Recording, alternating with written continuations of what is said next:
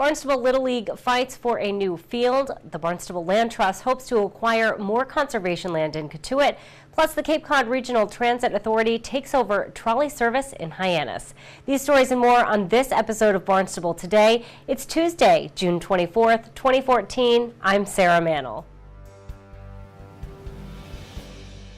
The Barnstable Little League wants to build a second ball field in Hyannis. The organization talked about those plans before the Conservation Commission at their meeting last night. Joe Scott, Vice President of Barnstable Little League, described the project. Is change the positioning of the current fields there and upgrade it to make it safe and playable for our kids, the kids of the school, and the kids that live in that neighborhood. We have some funding that's been given to us from Independence Park. We're doing some funding drive on our own for this, and we're just seeking some funding from you guys to pay for things like the fence, irrigation, sod, dugouts, stuff like that, material stuff like that. We think it would really upgrade this whole area down there. It'll bring a lot more people into that area, which will make it safer, and it'll attract people to the downtown area with tournaments and stuff like that. So basically, we're looking to build a baseball field, and we're looking for a little help with the funding to make that happen, and that's why we're here tonight. Scott fielded questions from some committee members about whether or not plans for the field included lights and if there is adequate parking in the area for a second field. This, first of all, we're just trying to get the field built. Yep. So this is for the field. The grand plan is to have lights and concession stand, but we got to get approved for that down the line. So this is our main goal, is to get the field in. We have one field there currently, as you can see in that illustration up there, and this would put another field down there, allow us to have tournaments and another safe field for the kids to play on, and that's really what we're looking, safety and expand what we can offer as a league. Do you have plenty of parking? There's plenty of parking there. As you can see, the teacher parking lot up the hill there. And we've talked to Joe Izzo and Barnstable Recreation and the community center. Any events that we have, we'll talk to him and make sure that he doesn't have something going on. So we won't plan when they plan. So we'll communicate with him. And he's has a kid in the program, and we talk regularly. So we're on the same page. Great. Any other questions, Laura? So the school or the town owns the land. So how does that work with you? Do you lease that portion of it? So we're currently working out a user agreement with the town. That's in the process right now. I had a meeting last week with William Butler, the school attorney, and I believe his name is Michael Anthony. He's the town procurement officer, and Dave Kenyak, the Recreation Commission. So they're working it out, and they should be getting back to me in the next week or so with what actually that agreement's going to be. The committee ultimately voted to approve Barnstable Little League's letter of intent. The organization will go back before the Community Preservation Committee for a public hearing next month. The Barnstable Land Trust hopes to purchase 16 acres of land in Cotuit for conservation purposes. The 16 acres surround Lowell Park. Jackie Barton, Executive Director of the Barnstable Land Trust, talked about the plan during last night's Community Preservation Committee meeting.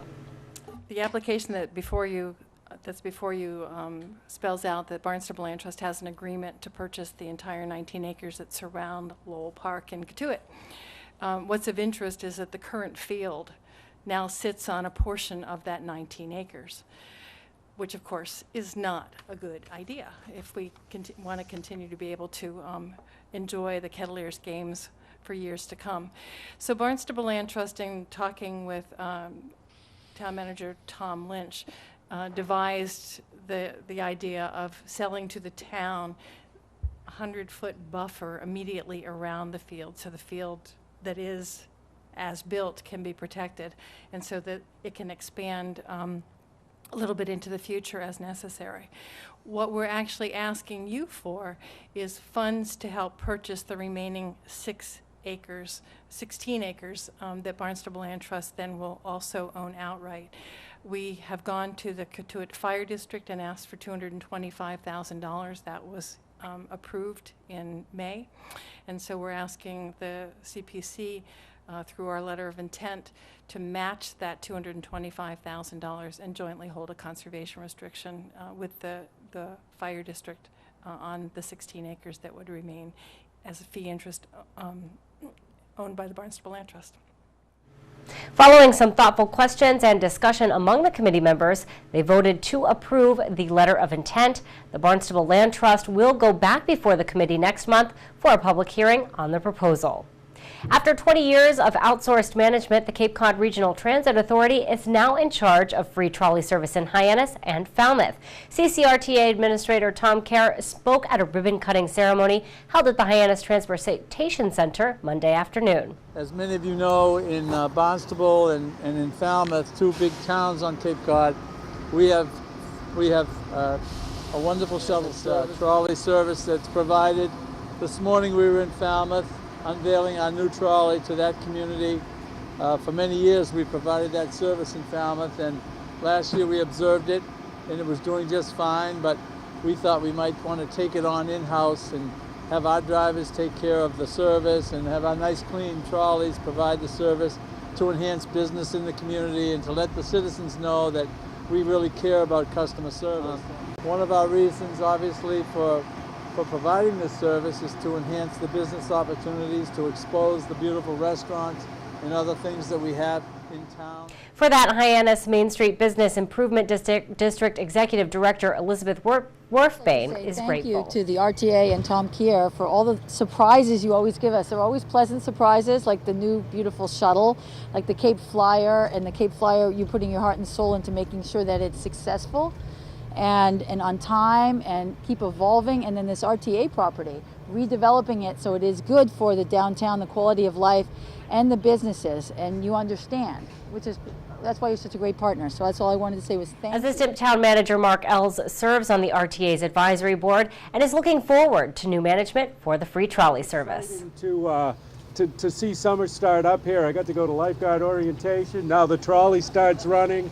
Hopefully we'll have lots of visitors coming down here as well as our residents. And the RTA has been such a wonderful partner with Barnstable, and especially our main streets. Not just Hyannis, but we have lots of relationships here in town. Tom's been a great leader, and it's just a pleasure to serve. The seasonal Hyannis free trolley runs 7 days a week from 10:30 a.m. to 9 p.m. every half hour. Goes down to Main Street and around, and we've talked to them about whether it should be on the hour, on the half hour. Traffic is always challenging in the summer, but you're going to see this trolley very frequently throughout this summer, going up and down Main Street and wherever folks need to go in proximity to Main Street. Police arrested 2 individuals they believe were involved in a stabbing outside the quarterdeck about 2 months ago.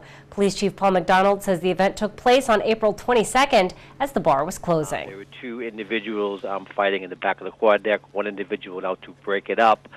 He was then subsequently surrounded by 10 other patrons. And they literally kicked him, punched him for several minutes before a couple of individuals stabbed him 5 times. They left him on the ground to die. Rescue responded. He did have life-threatening injuries. However, we do expect a full recovery from him. The investigation has been ongoing because there are so many people involved in it. So many witness statements had to be taken, and we finally we have started making arrests. We've made 2 arrests so far. These were the 2 main players. Christopher Wilkins of 624 Oswald West Barnstable Road. He was arrested last Thursday. He was charged with assault and assault with intent to murder. And the second subject, Eric Brando, he was also arrested. He was arrested Wednesday afternoon with similar charges. However, when we went over to that house, we had made some undercover drug purchases, so we went there armed with a search warrant, so we ended up arresting 5 individuals there. 2 of them were charged with distribution of cocaine, and Mr. Brando was charged with assault with intent to murder. That's 2 arrests. We know there were at least probably 10 individuals out there when they surrounded him. One of the main players is a gentleman named Ben Galvin. He was indicted on Barnstable Superior Court on Friday afternoon, so he will be going to trial. McDonald says he expects the department to make 2 more arrests in the near future. We'll be sure to tune in to our hour-long news program, Barnstable This Morning, weekdays at 7 a.m. On tomorrow's show is our weekly Business Barnstable segment, plus we'll talk to Finance Director Mark Milne. For Barnstable Today, I'm Sarah Mannel.